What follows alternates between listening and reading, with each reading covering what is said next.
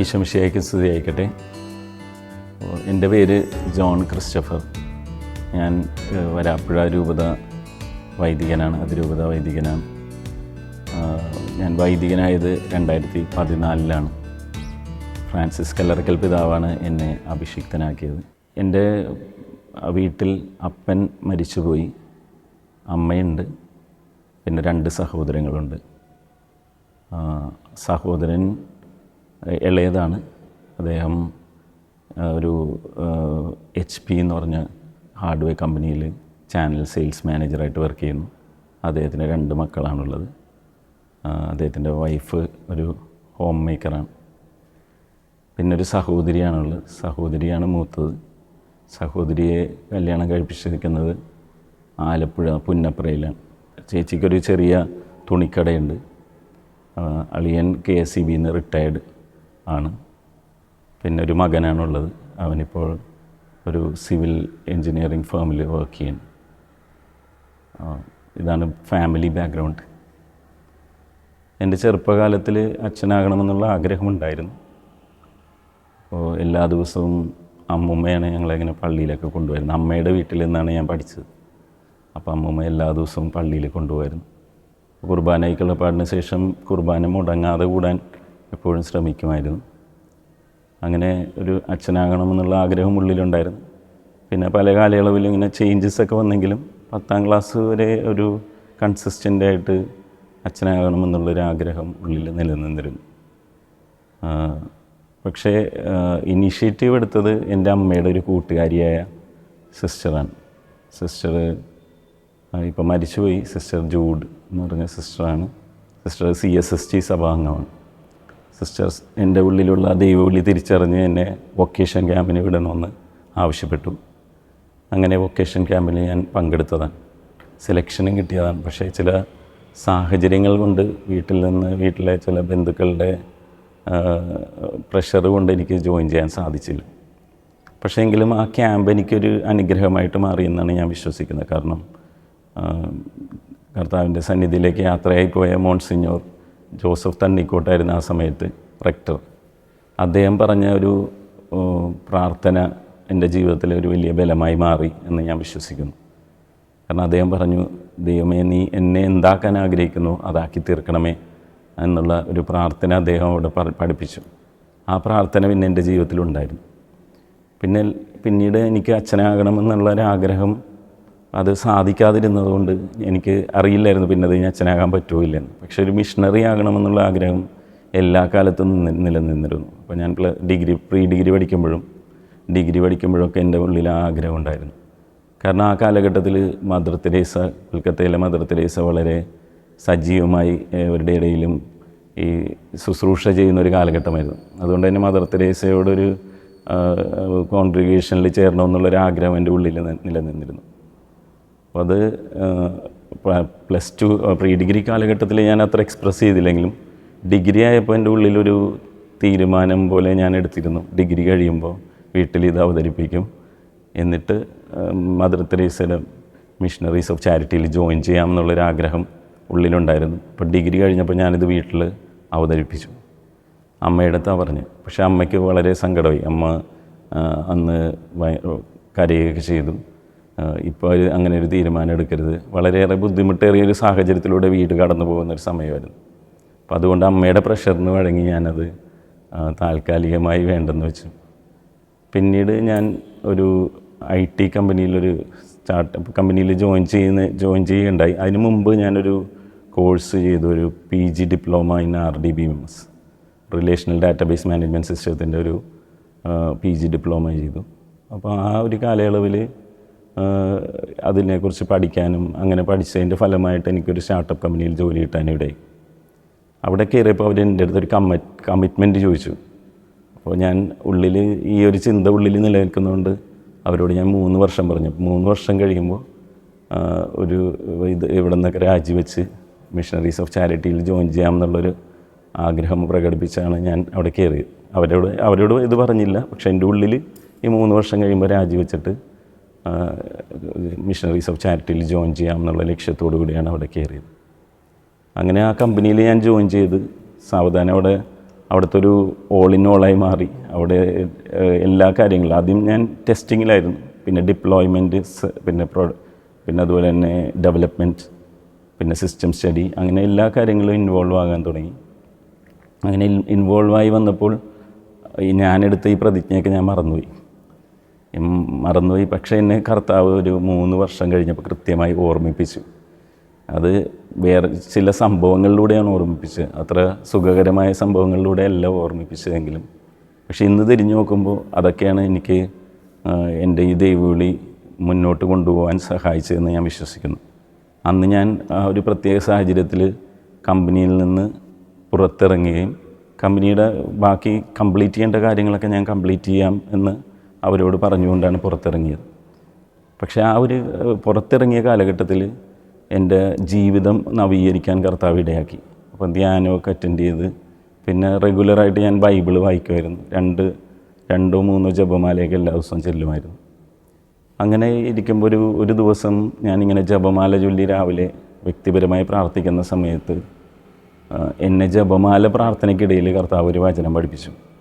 അത് റോമാക്കാർക്ക് എഴുതിയ ലേഖനം 8-ാം അധ്യായം 28-ാം തിരുവചനം. ആദ്യം ഈ വചനം കിട്ടി, പിന്നെ ഈ വാക്യം കിട്ടി, പുസ്തകം കിട്ടി. ഇതെല്ലാം കിട്ടിയപ്പോൾ ഞാൻ ബൈബിൾ എടുത്ത് നോക്കി. എക്സാക്റ്റ് വചനം, എക്സാക്റ്റ് വാക്യം, എക്സാക്റ്റ് പുസ്തകം. അപ്പോൾ എന്നെ അത്ഭുതപ്പെടുത്തി. കർത്താവ് എന്നെ ആദ്യമായിട്ട് പഠിപ്പിച്ച വചനമാണ്: ദൈവത്തെ സ്നേഹിക്കുന്നവർക്കും അവിടുത്തെ പദ്ധതിക്കായി വിളിക്കപ്പെട്ടവർക്കും എല്ലാം നന്മയ്ക്കായി പരിണമിക്കപ്പെടും. അപ്പോൾ ഇത് എനിക്ക് തോന്നുന്നത് എൻ്റെ ജീവിതത്തിൻ്റെ ഒരു ആകെത്തുകയായിട്ട് ഞാൻ കാണുന്നു. കാരണം ഞാൻ ചെറുപ്പത്തിലൊരു 6 മാസമായിരുന്നപ്പോൾ മരുന്ന് മാറിപ്പോയി ഒരു 5 മിനിറ്റിൻ്റെ ഗ്യാപ്പിൽ മരണമടഞ്ഞു പോകേണ്ടവനായിരുന്നു. പക്ഷെ അവിടെ നിന്ന് ദൈവം എന്നെ ജീവിതത്തിലേക്ക് കൊണ്ടുവന്നിട്ടുണ്ടെങ്കിൽ ഇന്ന് ഞാൻ വിശ്വസിക്കുന്നു അത് ദൈവത്തിൻ്റെ പ്ലാനിൻ്റെയും പദ്ധതിയുടെയും ഭാഗമായിരുന്നു. അങ്ങനെ ഈ എൻ്റെ റിവൈവ്ഡ് ആയിട്ടുള്ളൊരു ജീവിതം വഴിയാണ് പിന്നീട് ഉള്ള കാര്യങ്ങളിലേക്ക് എനിക്ക് കുറച്ചുകൂടി മാറ്റങ്ങൾ വരികയും തീരുമാനമെടുക്കാനൊക്കെ എനിക്ക് സാധിച്ചത് അതിൻ്റെ ബലത്തിലാണെന്ന് ഞാൻ വിശ്വസിക്കുന്നു. അങ്ങനെ ഈ 1 വർഷം ഞാൻ ഈ കമ്പനിയെ പുറത്ത് നിന്ന് സപ്പോർട്ട് ചെയ്യുന്ന അവസരത്തിൽ എനിക്ക് ചെന്നൈയിൽ വർക്ക് ചെയ്യാനുള്ളൊരു ഓപ്പർച്യൂണിറ്റി കിട്ടി. അതും ഞാൻ എപ്പോഴും ബൈബിൾ എടുക്കുമ്പോൾ എഴുന്നേറ്റ് ഡമാസ്കസിലേക്ക് പോവുക അത് മാത്രം കിട്ടും. അതിൻ്റെ എന്താണ് അർത്ഥമെന്ന് എനിക്ക് മനസ്സിലായിരുന്നില്ല. അപ്പോൾ പിന്നീട് ഇപ്പോൾ തിരിഞ്ഞു നോക്കുമ്പോൾ ഡമാസ്കസ് ആയിരുന്നു ചെന്നൈ എന്ന് ഞാൻ വിശ്വസിക്കുന്നു. അപ്പോൾ ഞാൻ ചെന്നൈയിൽ പോയപ്പോൾ എന്നെ ശരിക്കും എളിമപ്പെടുത്തുന്നതിന് തുല്യമായിരുന്നു. കാരണം ഞാൻ 4 വർഷം ഈ കമ്പനിയിൽ വർക്ക് ചെയ്ത് വളരെ സീരിയസ് ആയിട്ട് കോഡിങ് ചെയ്തിരുന്ന ഒത്തിരി ലൈൻസ് ഓഫ് കോഡ്സ് ഞങ്ങൾ ഡെയിലി എഴുതുമായിരുന്നു. പക്ഷേ അവിടെ ചെന്നപ്പോൾ എനിക്ക് തരുന്നതൊക്കെ 3 മാസം മാത്രം എക്സ്പീരിയൻസ് ഉള്ള ഒരാളുടെ കീഴിലായിരുന്നു ഞാൻ വർക്ക് ചെയ്തത്. അപ്പോൾ ശരിക്കും പറഞ്ഞാൽ എന്നെ എളിമപ്പെടുത്താൻ വേണ്ടി കർത്താവ് അവിടെ കയറ്റിയാണ്. അപ്പോൾ ആദ്യം എനിക്ക് ഒരു പ്രോജക്റ്റിൽ വർക്ക് ചെയ്യുന്ന സമയത്ത് വേറെ പ്രോജക്റ്റിൽ വർക്ക് ചെയ്യാമെന്ന് ചോദിച്ചു. ഞാൻ പറഞ്ഞു ഞാൻ ആദ്യം ഇവിടെ നിന്ന് ഞാനൊന്ന് നിലയുറപ്പിക്കട്ടെ, എന്നിട്ട് ഞാൻ ചെയ്യാമെന്ന് പറഞ്ഞു. അപ്പോൾ അവർക്ക് ആദ്യം എന്നോട് ഡിഫിക്കൽട്ടി തോന്നി. പിന്നീട് ആ കമ്പനിയിൽ ഞാൻ അവസാനമൊക്കെ ഇറങ്ങുമ്പോൾ ഒരു 7 പ്രോജക്റ്റിലൊക്കെ ഒരേ സമയം വർക്ക് ചെയ്യുന്നുണ്ടായിരുന്നു. പക്ഷേ ഈ ഒരു എക്സ്പീരിയൻസ് ഞാനിന്ന് തിരിഞ്ഞു നോക്കുമ്പോൾ എന്നെ ഹംബിൾ ഡൗൺ ചെയ്യാൻ വേണ്ടിയിട്ട് കർത്താവ് കൊണ്ടുപോയതായിട്ടാണ് ഞാൻ വിശ്വസിക്കുന്നത്. പക്ഷേ അവിടെ വെച്ച് എൻ്റെ പ്രെയർ ലൈഫിലൊക്കെ ഒരുപാട് പുതിയ കാര്യങ്ങളൊക്കെ കർത്താവ് ആഡ് ചെയ്തു. ഇപ്പോൾ ഒരു സ്പിരിച്വൽ ഫാദർ എന്നുള്ള കൺസെപ്റ്റൊക്കെ എനിക്ക് അവിടെ വെച്ച് കർത്താവ് വന്നു. ഞാൻ റെഗുലറായിട്ട് ഒരു അച്ഛനെ തന്നെ കാണും, ആ അച്ഛൻ്റെ അടുത്ത് തന്നെ കുമ്പസാരിക്കാൻ പോകും. പിന്നെ 5 ദിവസമല്ലേ വർക്കിംഗ് ഉള്ളൂ ഈ IT കമ്പനീസിൽ. അപ്പോൾ ആഴ്ചയിൽ ഒരു പ്രാവശ്യം പരിശുദ്ധ കുർബാനയുടെ മുമ്പിൽ പോയിരുന്ന് പ്രാർത്ഥിക്കും. അപ്പോൾ അങ്ങനെയുള്ള റെഗുലറായിട്ടുള്ള ഒരു ഹാബിറ്റ്സൊക്കെ കർത്താവിനിൽ ഡെവലപ്പ് ചെയ്തു. അപ്പോൾ അങ്ങനെ ഇരിക്കുമ്പോൾ ചില കൃപകളും നമ്മൾ ഈ വചനവായന വഴിയും അതുപോലെ തന്നെ പരിശുദ്ധ കുർബാനയുടെ മുമ്പിൽ ഇരിക്കുമ്പോഴൊക്കെ കിട്ടുന്ന ചില കൃപകൾ എനിക്ക് കിട്ടാറുണ്ട്. അപ്പോൾ ചില പ്രാർത്ഥിക്കുന്നവരെ കർത്താവ് എനിക്ക് കാണിച്ചു തന്നുണ്ട്. അപ്പോൾ അതുപോലെ തന്നെ ചിലരോടൊക്കെ എനിക്ക് അതുവരെ നിന്ന് അങ്ങനെ ധൈര്യമില്ല ചിലരെയൊക്കെ ചലഞ്ച് ചെയ്യാനൊക്കെ. അപ്പോൾ ചിലരോട് ഇത് പറയണമെന്ന് ഞാൻ പറയാൻ കർത്താവ് ആവശ്യപ്പെട്ട് അത് പറഞ്ഞില്ലെങ്കിൽ അവരുടെ ജീവിതത്തിൽ ചിലത് സംഭവിക്കില്ല. അപ്പോൾ ഇത് പറയണമെന്ന് ആവശ്യപ്പെടുമ്പോൾ ഞാൻ പറയാതെ ഡിലേ ചെയ്തൊക്കെ നോക്കിയിട്ടുണ്ട്. പക്ഷേ പറയാതെ നിവൃത്തിയില്ലാതെ വരുമ്പോൾ ഞാൻ പറഞ്ഞു പോയിട്ടുണ്ട്. അങ്ങനെ പറയുന്നത് കാര്യങ്ങളിൽ ദൈവത്തിൻ്റെ ഇടപെടലുണ്ടായിട്ടുണ്ട്. അപ്പോൾ ഇതൊക്കെ എനിക്ക് എക്സ്പീരിയൻസ്, എൻ്റെ കഴിവല്ല, ഞാനിത് എന്നെ മഹത്വപ്പെടുത്താൻ പറയുന്നില്ല, കർത്താവ് എൻ്റെ ജീവിതത്തിൽ ഇടപെട്ട മേഖലകൾ പറയുക.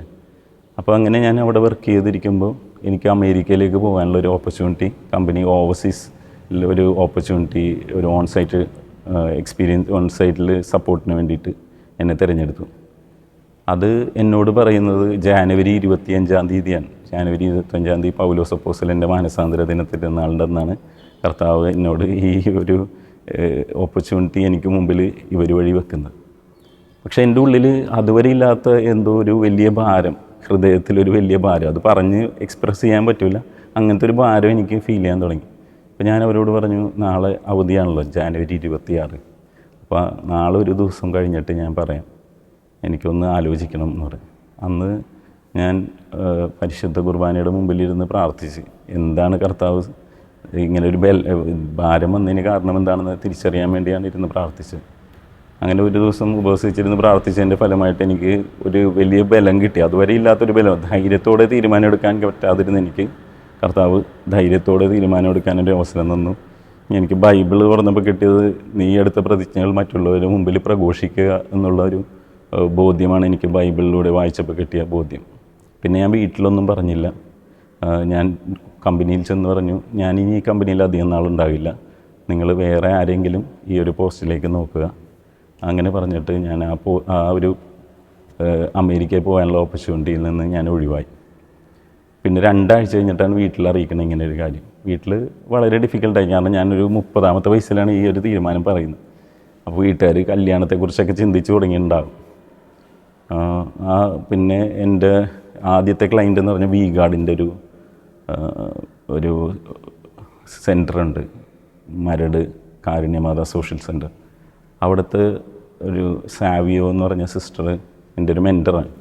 അപ്പോൾ സിസ്റ്ററിൻ്റെ അടുത്ത് ഒരു ദിവസം യാദൃശ്ചികമായിട്ട് എൻ്റെ അനിയൻ ചെന്നപ്പോൾ അനിയൻ ഇങ്ങനെ പറഞ്ഞു, ചേട്ടൻ ഇങ്ങനെ ഒരു മിഷണറീസ് ഓഫ് ചാരിറ്റിയിൽ ജോയിൻ ചെയ്യാൻ പോണേന്ന് പറഞ്ഞു. അപ്പോൾ സിസ്റ്റർ എന്നെ വിളിച്ചു. സിസ്റ്റർ എന്നോട് ചോദിച്ചു, നീ ആലോചിച്ചെടുത്ത തീരുമാനമാണോ, പ്രാർത്ഥിച്ചെടുത്ത തീരുമാനമാണോ എന്ന് ചോദിച്ചു. അപ്പോൾ ഞാൻ പറഞ്ഞു, ഞാൻ പ്രാർത്ഥിച്ചെടുത്ത തീരുമാനമാണ്. അപ്പോൾ സിസ്റ്റർ പറഞ്ഞു, എന്നാലും നമുക്കൊന്ന് പ്രാർത്ഥിക്കാമെന്ന് പറഞ്ഞു. അങ്ങനെ ഒരു 15 ദിവസം ഞങ്ങൾ ഒരുമിച്ച് പ്രാർത്ഥിച്ചു.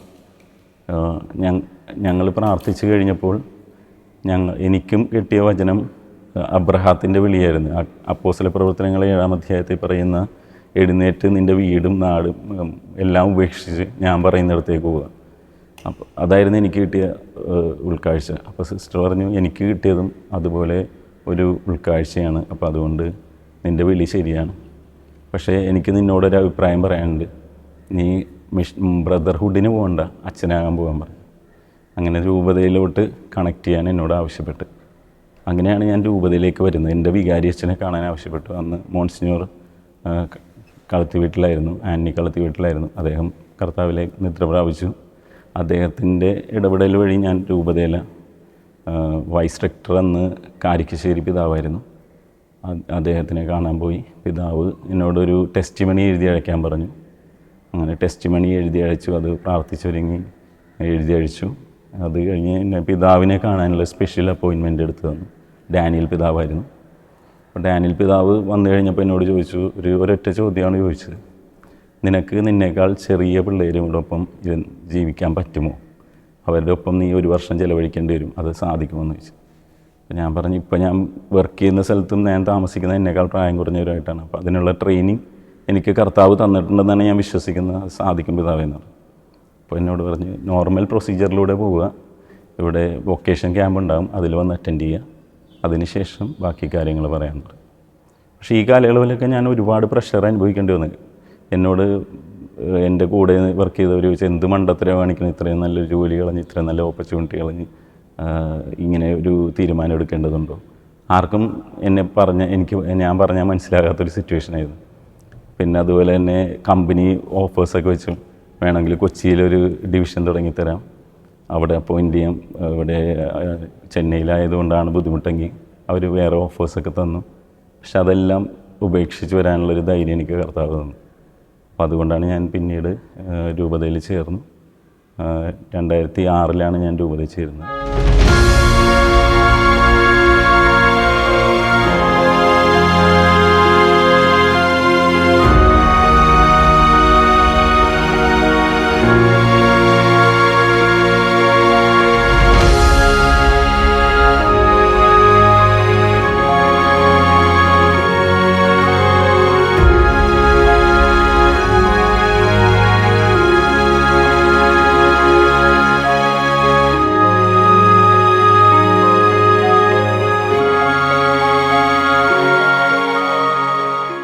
2006 ഞാൻ സെമിനാരി ചേരുമ്പോൾ ആദ്യം പ്രയാസമുണ്ടായിരുന്നെങ്കിലും പിന്നീട് അവരതങ്ങ് ആക്സെപ്റ്റ് ചെയ്തു.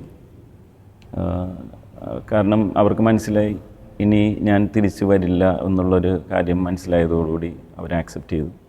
പിന്നീട് അവർ എനിക്ക് വേണ്ടി പ്രാർത്ഥിക്കാനൊക്കെ തുടങ്ങി. വളരെ ശക്തമായിട്ട് അതിനുവേണ്ടി ഒരുപാട് സപ്പോർട്ട് അവരുടെ ഉണ്ടായിരുന്നു. രാവിലെ അപ്പനെ എല്ലാ ദിവസവും രാവിലെ എഴുന്നേറ്റിരുന്ന് പ്രാർത്ഥിക്കും.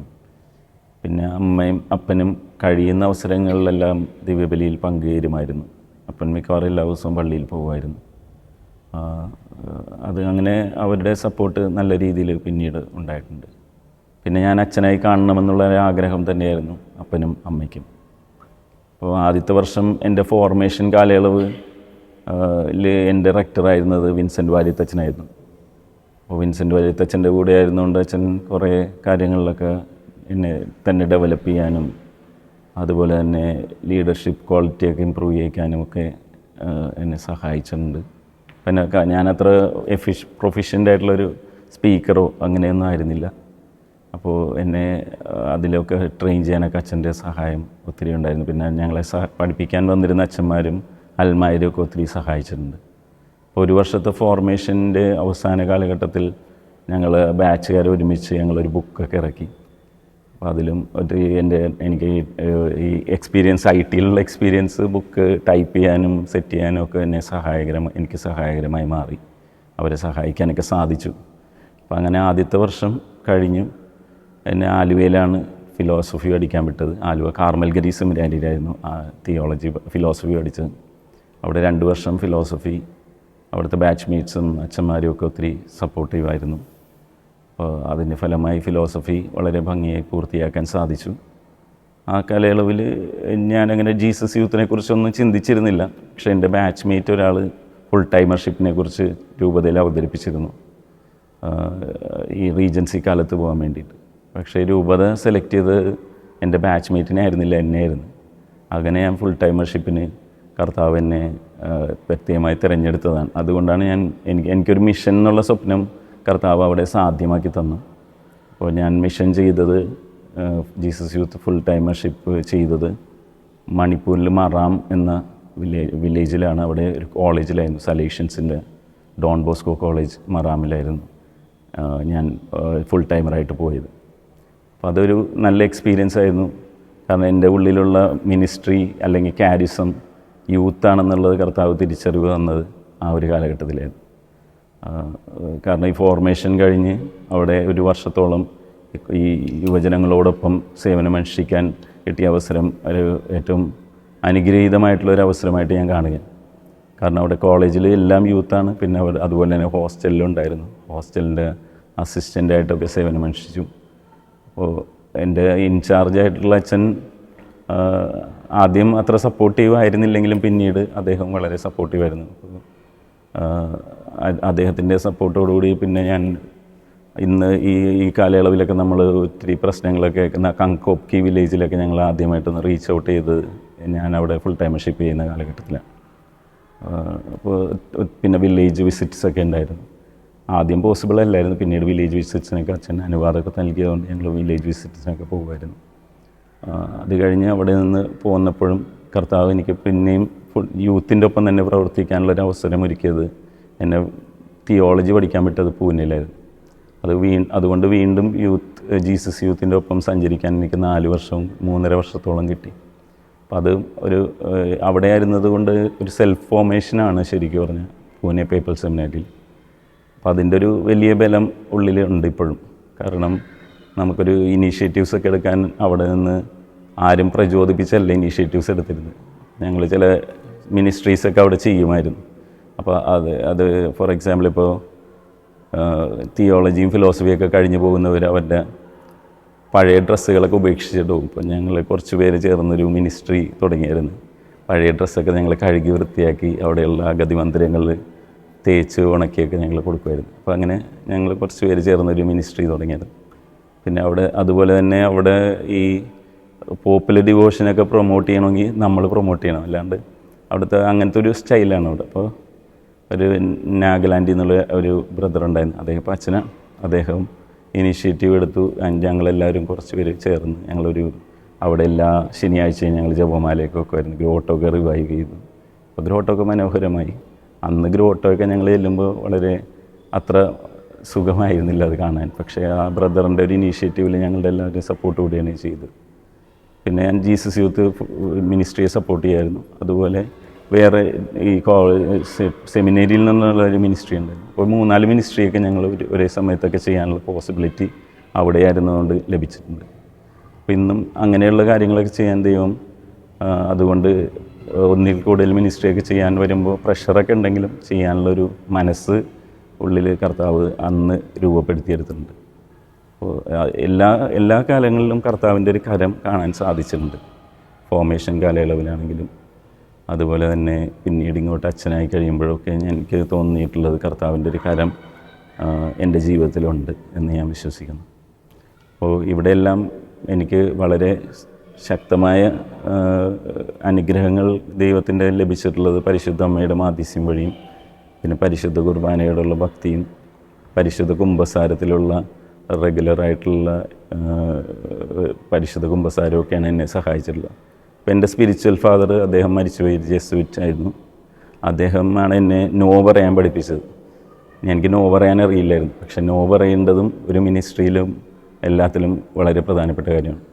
അപ്പോൾ ഫ്രാൻസിസ് പെരേര എന്ന് പറഞ്ഞ അച്ഛനാണ് എന്നെ അതിങ്ങനെ നോ പറയാനൊക്കെ പരിശീലിപ്പിച്ചത്. അദ്ദേഹത്തിൻ്റെ ഒരു വലിയ ഇടപെടൽ കാരണമാണ് എനിക്ക് നോ പറയാനുള്ളൊരു ധൈര്യമൊക്കെ കിട്ടിയത്.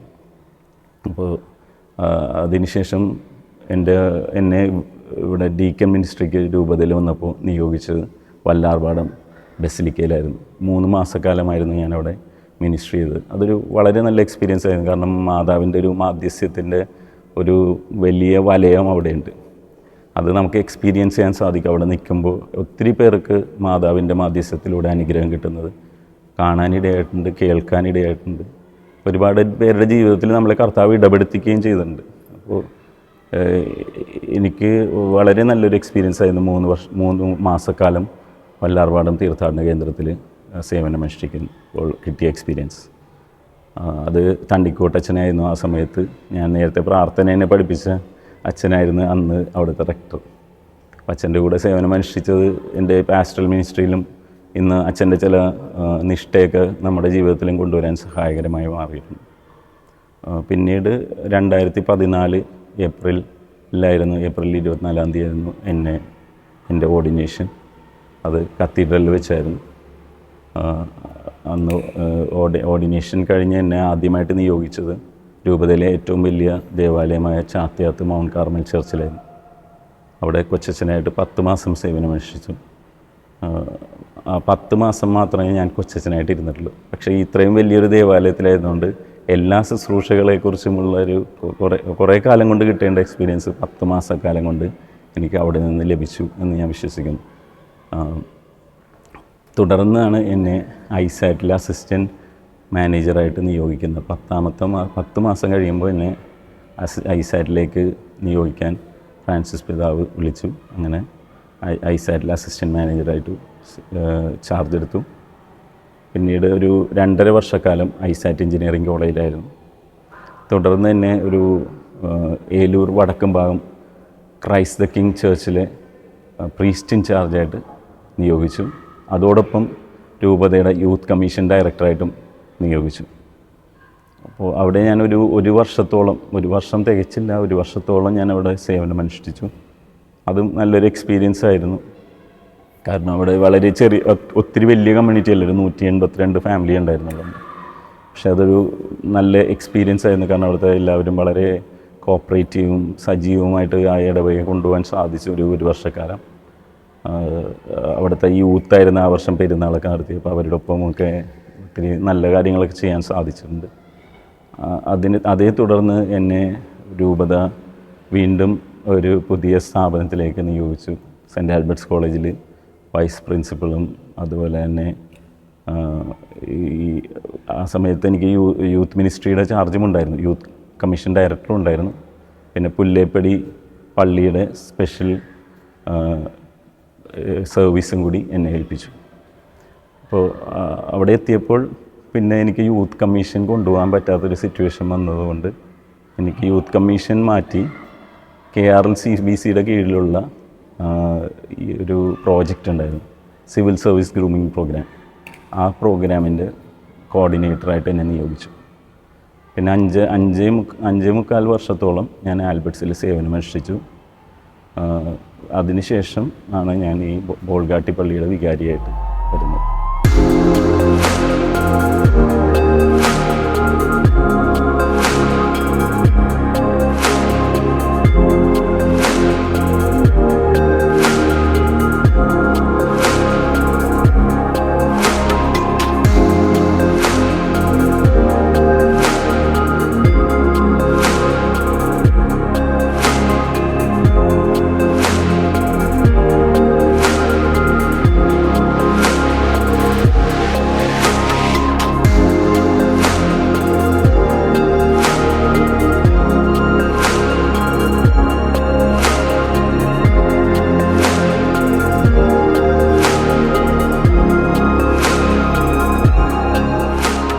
വൈദികൻ ആകുന്നതിന് മുമ്പുള്ള കാഴ്ചപ്പാടുകളിൽ നിന്ന് വ്യത്യസ്തമാണ് വൈദികനായി കഴിയുമ്പോഴുള്ള ഒരനുഭവം.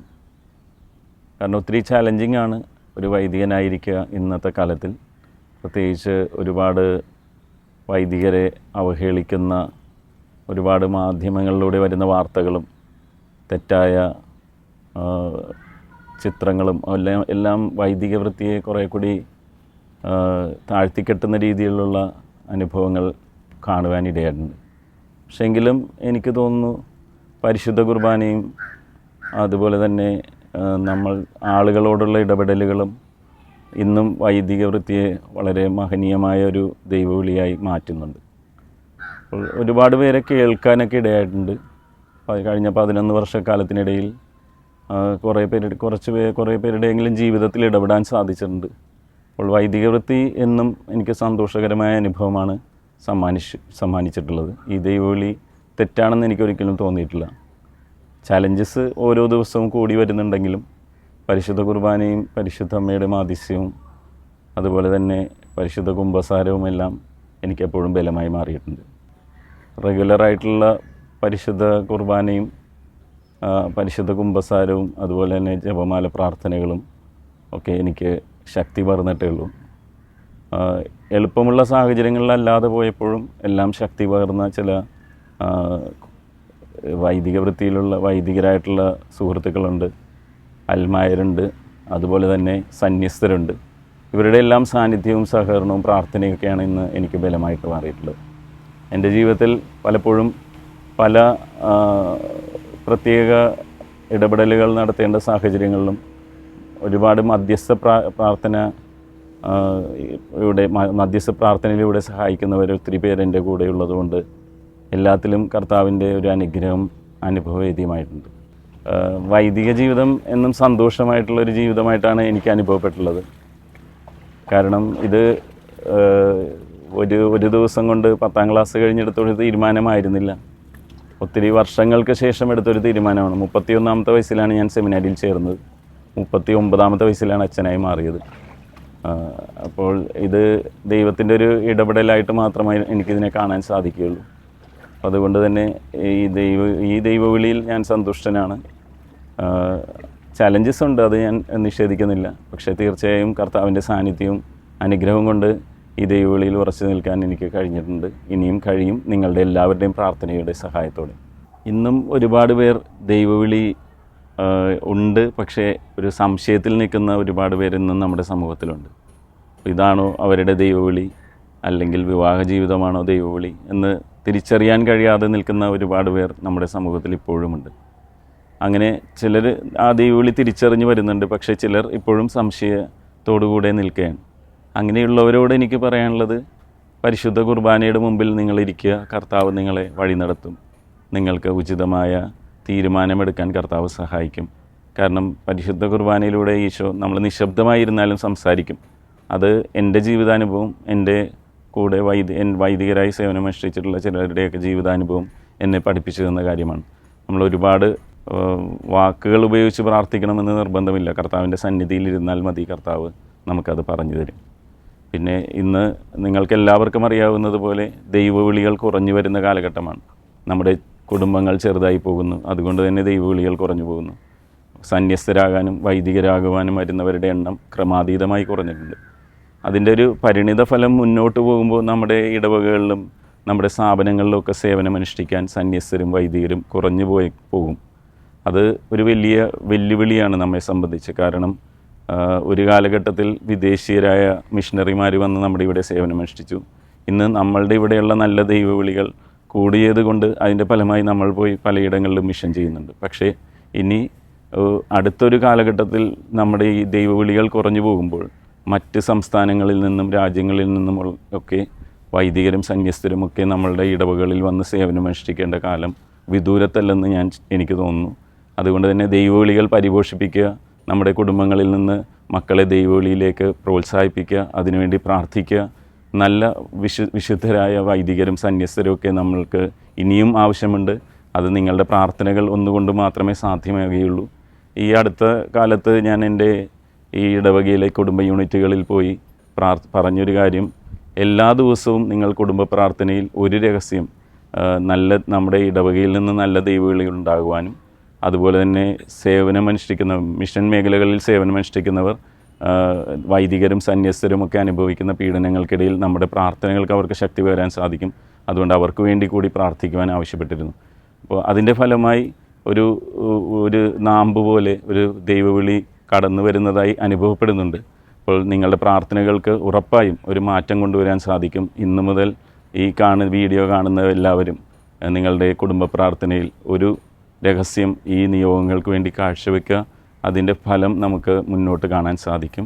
അപ്പോൾ നിങ്ങളുടെ എല്ലാവരുടെയും പ്രാർത്ഥനകളാണ് ബലഹീനരായ വൈദികരായ ഞങ്ങളെയും അതുപോലെ തന്നെ സന്യസ്തരെയൊക്കെ വിശുദ്ധമായ ജീവിതം നയിച്ച് കൂടുതൽ ദൈവത്തിലേക്ക് അടുപ്പിക്കുവാൻ സാധിക്കുന്നത്.